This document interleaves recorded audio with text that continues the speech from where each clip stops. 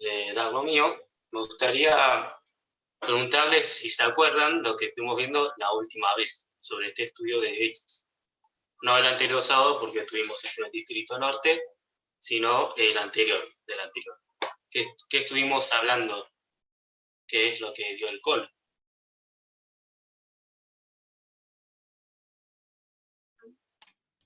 Hechos 3 sería.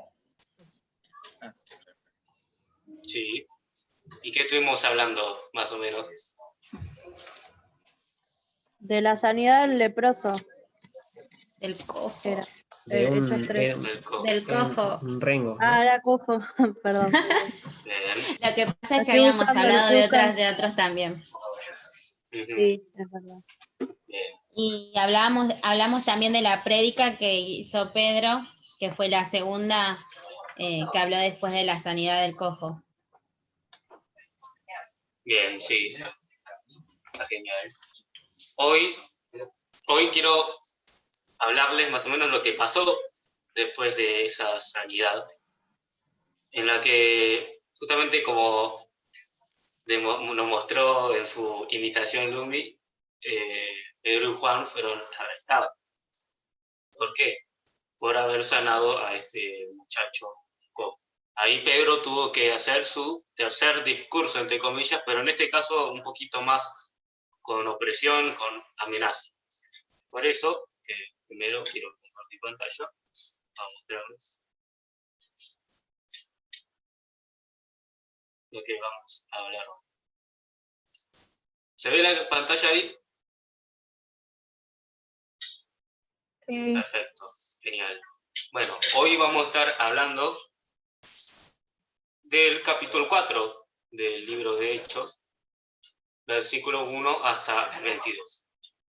Así que si lo quieren ir buscando en sus Biblias, más o menos les quiero resumir un poco los primeros versículos.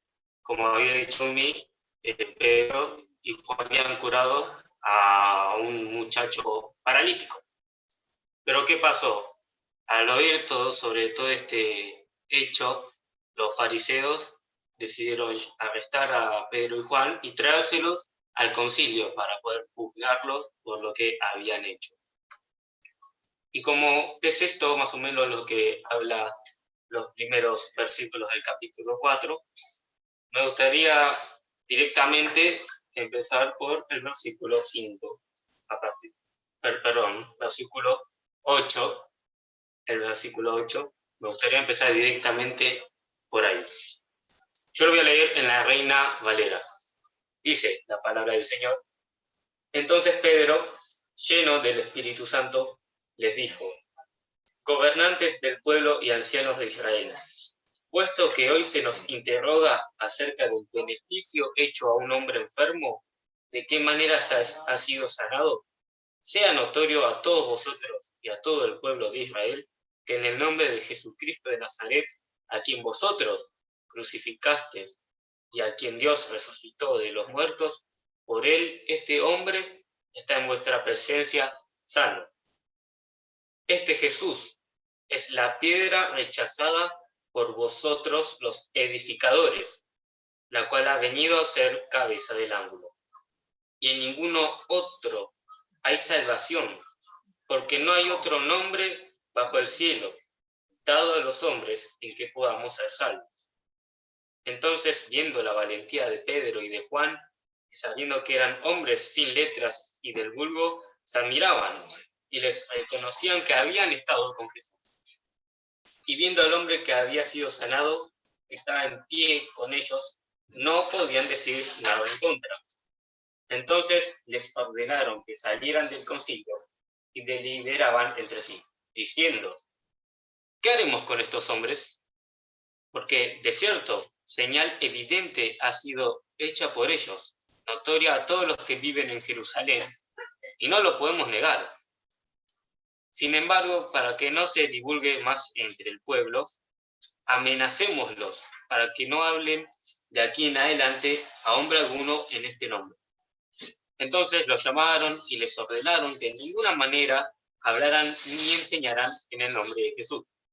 Pero Pedro y Juan respondieron diciéndoles: juzgad si esto si es justo delante de Dios obedecer a vosotros antes que a Dios, porque no podemos dejar de decir lo que hemos visto y oído. Ellos entonces, después de amenazarlos, los soltaron, no hallando ningún modo de castigarlos por causa del pueblo, porque todos glorificaban a Dios por lo que se había hecho, ya que el hombre en quien se había hecho este milagro de sanidad tenía más de 40 años. Me gustaría, esto básicamente todo cuenta, como le dije, como todo lo que vivieron Pedro y Juan ante los fariseos, todo lo que tuvieron que hablar ante ellos. Y me gustaría, entre comillas, desmenuzar cada parte de lo que ellos dijeron ante los fariseos. En primer lugar, me gustaría ir al versículo 10. El versículo 10. Lo voy a leer otra vez. Y dice: sea notorio a todos vosotros y a todo el pueblo de Israel que en el nombre de Jesucristo de Nazaret, a quien vosotros crucificasteis y a quien Dios resucitó de los muertos, por él este hombre está en vuestra presencia sano. Y lo que yo saco de este versículo, lo que me hizo dar cuenta, es que mucha gente actualmente dice contar que muchas veces le piden a, por ejemplo, la Virgencita, Gauchito Gil, San Expedito, de que le sanen todas sus heridas, ya sean físicas o del alma, ya sea que sienten una herida capaz de un vacío o de algo que sucedió en su vida. Y a veces cuentan de que le piden a todas esas estatuas y así, de que lo sanen.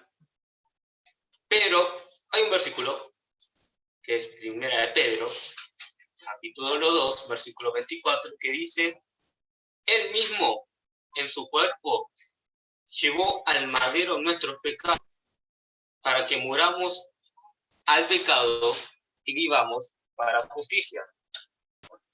Por sus heridas ustedes han sido sanados. Y remarqué en rojo esta frase que dice: por sus heridas ustedes han sido sanados, porque el Señor fue el único que murió en una cruz para que nosotros pudiéramos ser sanados de todo el dolor, del pecado. Fue el único que por sus heridas nosotros fuimos curados. Por sus llagas, como dice la palabra del Señor, por sus llagas nosotros fuimos curados.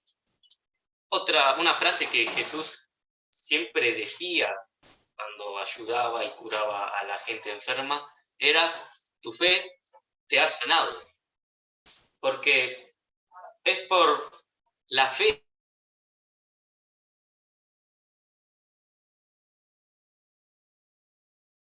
o en el interior del alma, es por medio de la fe, aunque sea como un grano de mostaza.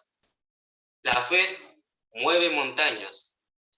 Y si nosotros tenemos fe en Cristo, Él puede hacer milagros. Él puede hacer el milagro, porque por sus heridas nosotros fuimos curados. El versículo 11 de Hechos nos dice que Pedro dijo: este Jesús es la piedra rechazada por vosotros los edificadores, la cual ha venido a ser cabeza del ángulo.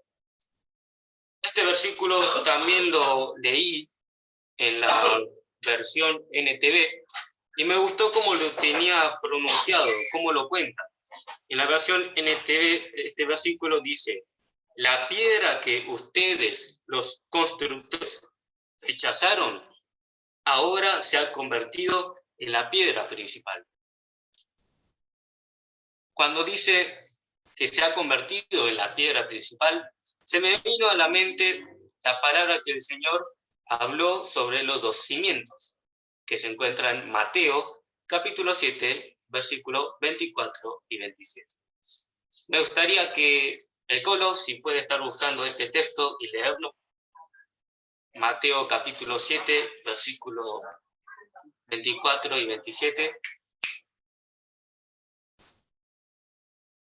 Ya te lo agradezco.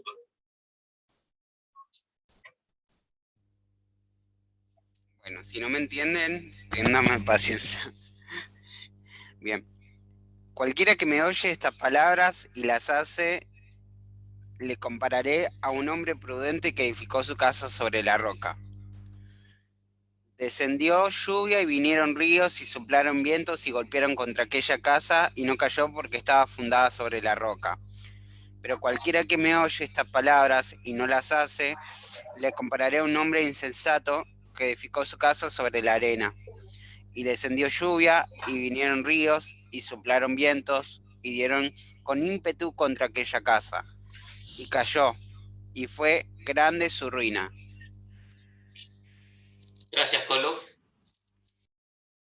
Les pregunto, ¿dónde están parados? ¿En dónde están plantados? ¿Están plantados en la arena? ¿En la arena de dudas, de desconfianza, de miedo? ¿O estás plantado en la roca, en la piedra principal, Cristo Jesús, en la que puedes estar firme, puedes estar seguro de que no vas a caer? Si estás en la roca, que es Cristo, te felicito. Me alegro por vos, porque cuando vengan todas las pruebas, cuando vengan las dificultades, cuando vengan esos malos momentos, vos y tu casa no van a caer, sino que van a seguir en pie, permanecerán en pie, ya que estamos aferrados al Señor y Él nunca, nunca va a soltar nuestra mano. Cristo, la roca, la piedra principal de la iglesia para nosotros. Volvemos al capítulo 4 de Hechos. En el versículo 12, Pedro dijo: y en ningún otro hay salvación, porque no hay otro nombre bajo el cielo dado a los hombres en que podamos ser salvos. Y la verdad es que realmente esto deja en claro de que es Jesús nuestro único Salvador. Volviendo a lo que hablábamos en la diapositiva 2, yo veo que en nuestra actualidad la humanidad, la gente está dividida al tratar de buscar varios caminos, varios medios hacia la salvación. Pero el Señor, cuando vino, Él dijo: yo soy el camino, la verdad y la vida. Nadie va al Padre si no es por mí. Hace unas semanas nosotros estábamos con el Colo viendo el primer discurso que dio Pedro. Y mientras él daba su discurso, pudimos ver que el pueblo de Israel que estaba a su alrededor, en un momento se sintieron culpables, se sintieron mal por lo que habían hecho, al punto de justamente preguntarle: hermano, ¿qué vamos a hacer?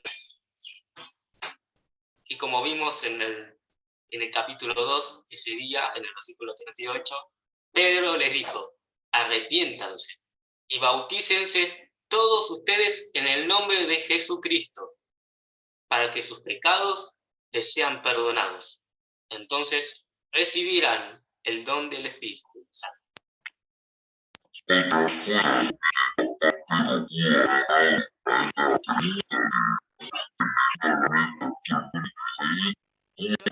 ¿Se te trabó?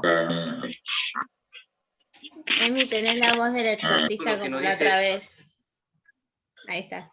Nos dice todo lo que puede estar en Romanos, capítulo 10, versículo 9, en el que el apóstol Pablo nos dice que si confesares con su boca que Jesús es el Señor y creyeres en tu corazón que Dios le levantó de los muertos, serás salvo. me acordaba que el anterior sábado nosotros con el Distrito Norte vimos las 5 solas que nos dejó el reformista Martín Lutero. Y me hizo acordar, este versículo me hizo acordar al de solo Cristo, pues solo en Cristo hay salvación. Solo es Cristo el que puede darnos esa salvación, la vida eterna. Solo de Él podemos recibir esa salvación.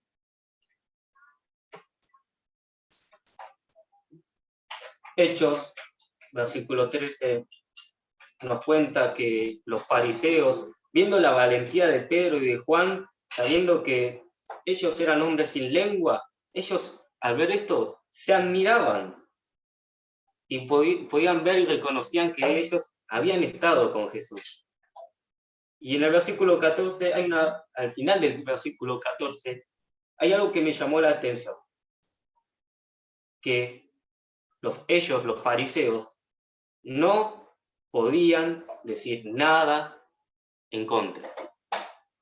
Y más adelante, en el 16, ellos se preguntaron, ¿qué haremos con estos hombres? No lo podemos negar. No lo podían negar. No podían decir nada en contra. ¿Por qué?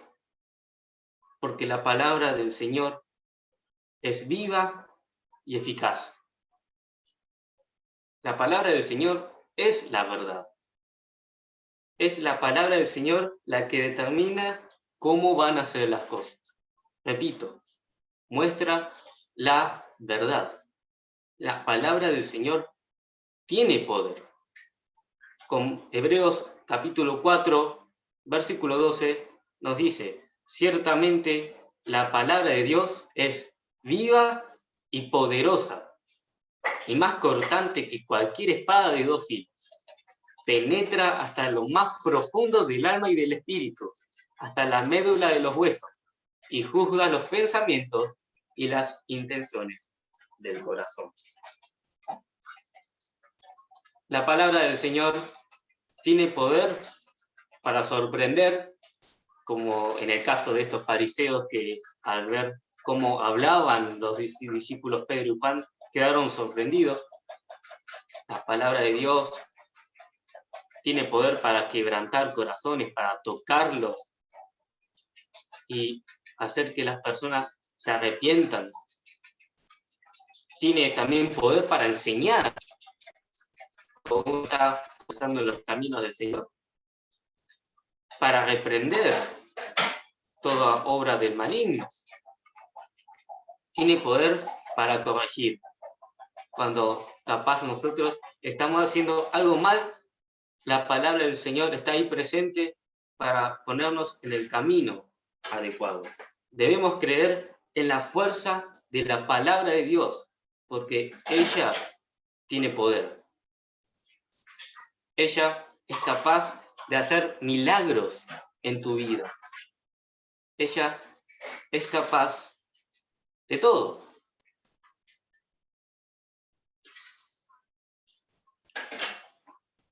Leyendo el versículo 19, la palabra nos dice, pero Pedro y Juan respondieron diciéndoles, juzgad si es justo delante de Dios obedecer a vosotros antes que Dios. Y acá viene lo que me llamó mucho la atención, porque no podemos dejar de decir lo que hemos visto y oído. Les pregunto, ¿por qué piensan que no podían dejar de decir lo que han visto y oído? ¿Por qué no podían dejar de hablar?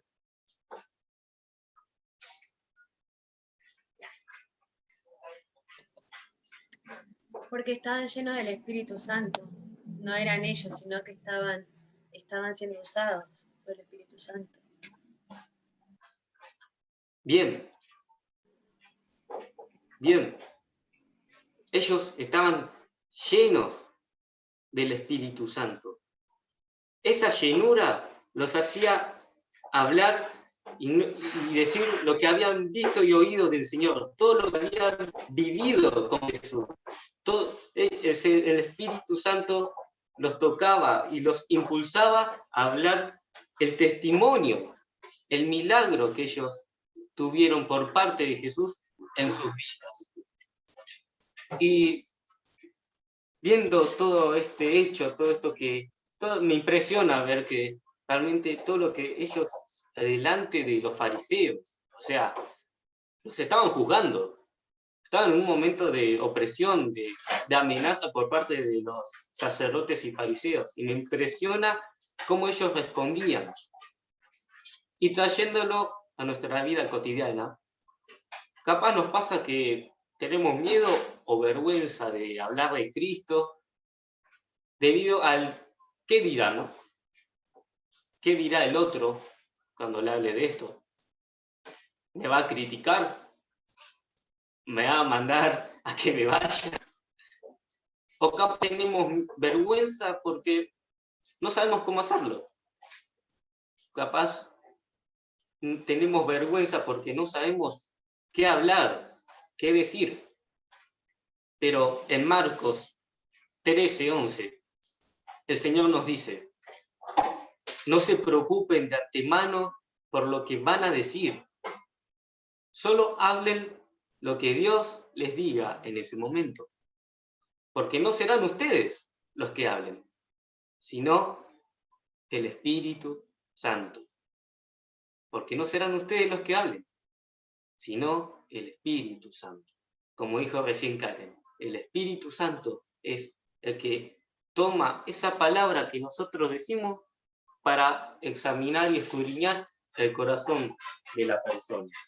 Capaz nos preocupamos justamente si qué efecto va a hacer esa palabra que digamos.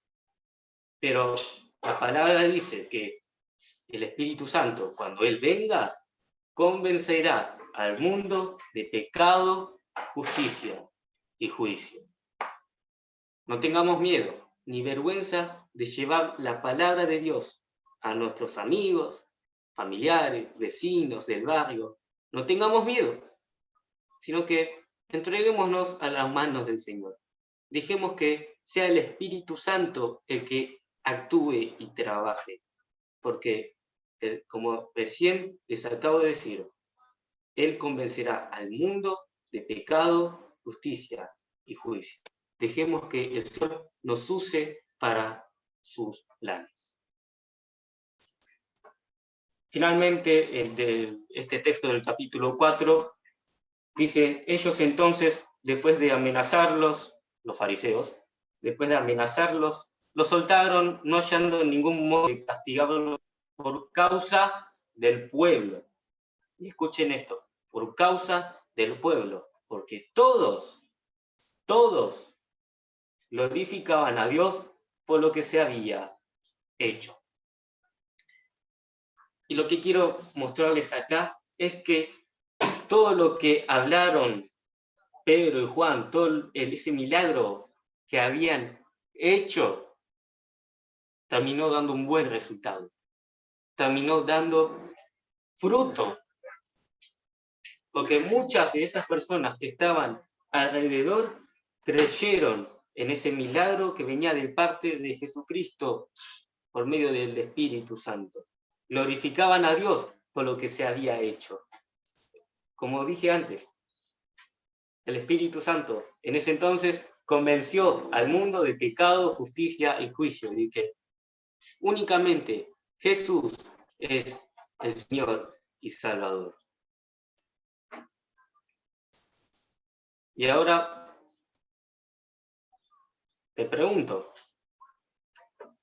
¿qué estás haciendo? ¿Qué estás haciendo en este tiempo de cuarentena, tiempo de pandemia? ¿Qué estás haciendo en este tiempo en el que las personas están buscando una esperanza, ya que no saben qué va a pasar después de esto, cómo va a ser el futuro después de esta pandemia, por lo cual están buscando una esperanza? ¿Qué estás haciendo?